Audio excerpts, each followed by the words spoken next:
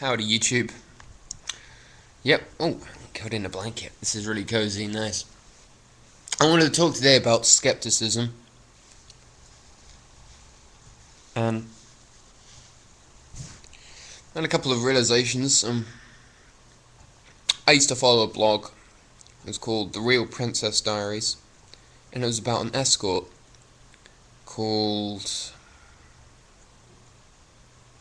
why am I forgetting her name right now? But nonetheless, point being is that at first appearance seemed to be like an educator, like a smart, intelligent person, providing lots of sex tips, blah blah, all this kind of stuff, presenting an image of a 20-something who's an escort and an academic working on sexual studies in San Francisco. And over time, rumblings of suspicion that she was a fake gradually came to a massive climax, pardon the pun, and she was revealed to be the production of a Thomas Buchanan, a pervy guy who was revealed ran a website called Caitlin's Corner, in which he would solicit sexually revealing photos of underage girls under the pretense of sexual education. Now, I think that's pretty disgusting, and police investigations have been filed against him. And this brings me to my point. I mean, many who have seen the articles, there's a site called Exposer Bro, which goes into all the information you need. It brings to me one of the most brilliant examples of social conditioning I could run across, because the evidence is extremely compelling. It's extremely compelling. It might even be true, but none of us know for sure. And that's one of the problems with the internet. You have to look in the end where the power is going, where the sexual power is going, under what pretenses, and never ever trust anyone unless you've met them in person. Doesn't mean paranoia. Now, someone like myself, who believes that he had to be put into a position where he had to hide away in his house, away from seemingly impossible circumstances that he himself had partly created, would turn to the internet as a means of escape and a means of trust and a means of projecting that trust out onto others. And of course, I look at how far that's got me, and it hasn't really got me anywhere. That's her name, Alexa DiCarlo. Yeah. Point being, she's symptomatic of a wider cause. The idea that, the internet is inherently completely untrustworthy. It's completely untrustworthy. The lies are mixed in with the truth to the point where you cannot tell the difference.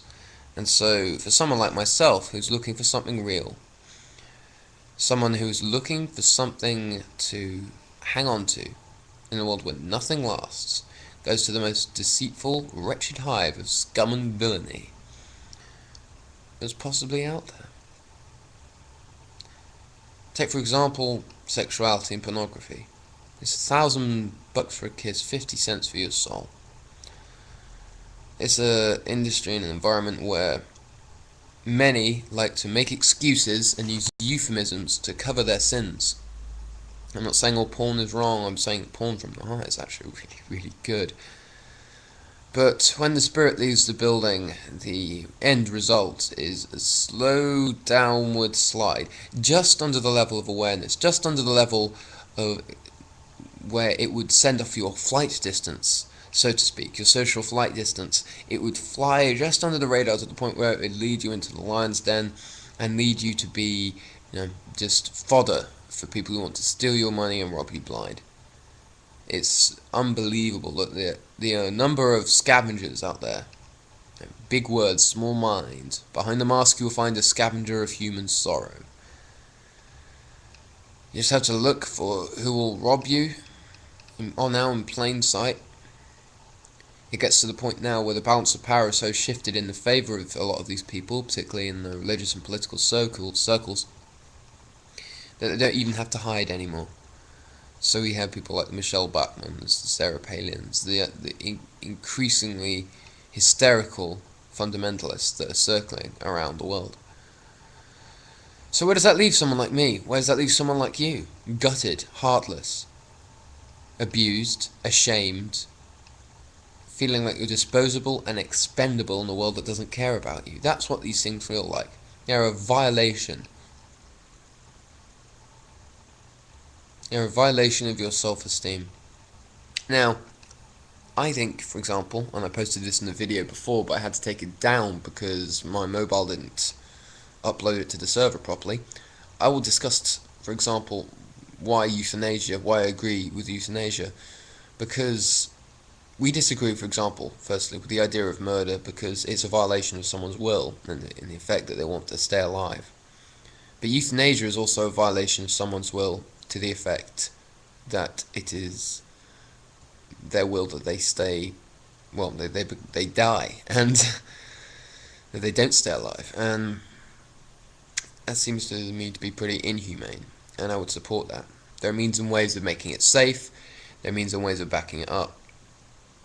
And I'm at the point now where I've done a lot of emotional work over the past 2 years to get to the place where I'm at, to feel like my health is improving, to feel like I'm digging myself out of a hole, and where I'm coming to a place where I'm actually starting to maybe even enjoy life again, just for its own sake. Where a lot of the excuses, and I'm seeing my excuses now, they're presenting themselves in broad daylight as I clarify, as I clean up the muck, as I dig myself out of the filth and allow myself to relax. I understand that for many times I fight against stupid friends, my misunderstanding parents, a society that doesn't care for me, and I'll rebel against it all, flash the middle finger, fuck you, like that, and that resistance only increased the strength of the illusion, it increased the strength of my misbelief, and it increased my sense of misery. And this is all fairly old news to me. I'm trying to make my emotional talk fairly current when I get into it. But I see now how I've been walking around with a hole in my gut, it's blasted clean through me, full with layers of alienation and bitterness that are really profound and horrible on some levels, but maybe not so much. And I take that back, not so much. The need for connection is very, very real. But now, this morning, I thought, you know what? This is just a drop in the ocean. This moment is going to be gone one day, whether I like it or not. And quite frankly, I will like it. So it's a matter of time. And it's a matter of choice and direction about where I choose to go. And my motivational patterns have been a result of beliefs I've been carrying for a very long time, deep inside myself. So I'm pretty chill about everything now, and I don't care about a lot of these old systems that have come up, like media control, peak oil, false spirituality, skeptics. That's the funny thing about skeptics. It's not enough for them to say that they can prove that this was done at this time using this method. They have to go and denounce all. Under what judgment, on what basis? Considering the only thing we know for certain is that a particle may exist in two places at the same time. Yes, there are fake psychics out there, for example. Yes, there are. I think ghost hunting is stupid. Yeah, pretty much everything that someone like Darren Brown says, he proves in his examples, is more or less dead on. Doesn't mean the entire spiritual movement is false. And that's the flaw. They can't even seem to get their shit together. So, where does that leave you? It seems that everyone is going to disagree with what you believe. So, and really at the end of the day, I'm not even interfacing with them. I'm interfacing with my opinion in them and I'm projecting it out. So, my point of view, my point of opinion, is I woke up this morning thinking, you know what? Internet's a giant waste of time and it's unreal. Like, it's really negatively affected my social connection to the point where I have a lot of intimacy hang-ups. And I don't care. Because it was never mine to have. And though in the past I pushed things away before they have a chance to hurt me, now I accept that they never have any power over me that I don't grant beforehand, and I let it dissolve. And this is a better place to be than rebelling against things mindlessly. And once your emotional system catches up to that realization, it takes a while, but it does, then you're free. You're free to do as you wish. You can be chill and laid back, and you can gradually use techniques. You can create your own belief system and deny or confirm things depending on your own experience and not the words of someone else. You can accept all, filter the truth from the lies, let the lies be what they are because they die out. And you can trust in yourself and your emotional system that it's not going to destroy you. Because these things have a way, these beliefs have a way of seeping into you. They have a way of digging under your skin. They have a way of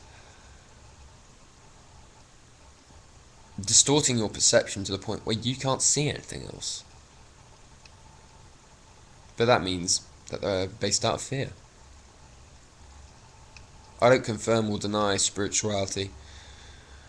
I don't allow anyone to use the tactics of mind reading, cold reading, social distortion, social programming,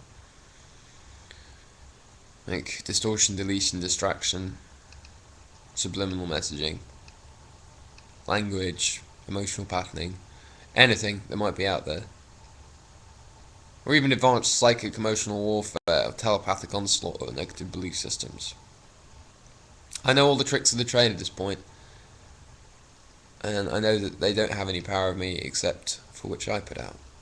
And so I'm quite content now, at this point in my journey, to let bygones be bygones, to let my personal story dissolve, to let the past disappear, and do what I love. Because, at the end of the day, I went so far into the alternative that I saw it become disgusting, and I didn't want it. I saw it became dark and horrible. And yet in the darkness that many have decried as bizarre and weird, I found a beauty that has transcended many things. So I'm just going to dig this up in a file on my computer because I think it sums up what I'm trying to get at quite brilliantly. The beauty of excess can become dark and heartless. Case in point, the internet, sexuality, finances, anything with a basis of power. And the excess of heartless darkness can become beautiful, such as H.R. Giger, Stanislaw Brzezinski, or any other major surrealist. So, you know what? It doesn't really matter. It doesn't. Nothing really matters that much. Because if it doesn't make you happy, what the hell are you doing it for? You're doing it of your own free choice. No one does anything that they don't want to do. You can walk away at any time. Things will and should resolve, because if you can believe in yourself, you can believe that things are designed to self-correct, no matter where and when you come from. No matter what situation you find yourself in, it can always resolve. Always resolve. And that's what you should believe in. Not because of the teacher, not because of the message, not because of whom believes it or whom doesn't, or how you're trying to get attention, or try to back up your own fearful beliefs about life. Not because you're trying to get something to complete an incomplete sense of self, which only perpetuates its own negativity, but because you just don't care. Because it was never yours, it never will be, it's already gone, and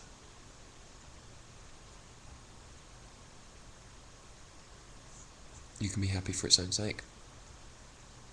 When you reach that point, come back to this video, see it again in a new light. You see everything again every time you look at it in a new light by a matter of degree.